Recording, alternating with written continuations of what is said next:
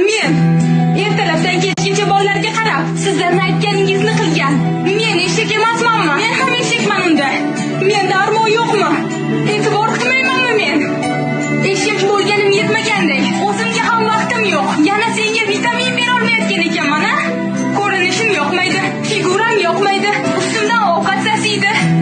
Men senga turmushga chiqishimdan oldin bunday emasdim. Meni bu ahvolga solgan sensan. Tushundingmi? Sen aqling joydami? Meni nima aybim bor? Men nima qildim? O'zingga bir qara. Na bo'yanishni, na yerdan qilishni bilasan. Men uyga kirganda ko'zi olarib turgan taftayni emas, chiroyli ayolni ko'rgim keladi. Qachon? Seni kiringni yuvib yurib bo'ynamanmi? Yo bolalaringning orqasidan yugurib yuribmi? Yoki oshxonada yurib kiyinamanmi? Uyni ishlari tugamaydi, maqsad.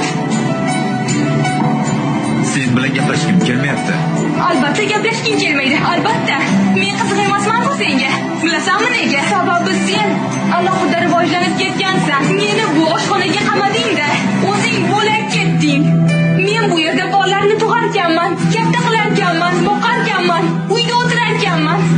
Sen bo'lsang yurasan, kimni ko'rsang quchoqlashib. Ularga uylanayotganingizda ularga va'dalar berasizlar.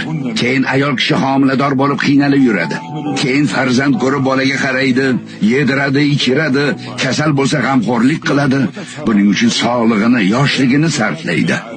Keyin ayolni yoshi katta bo'lgach, eri undan yuz o'girishi adolatdanmi?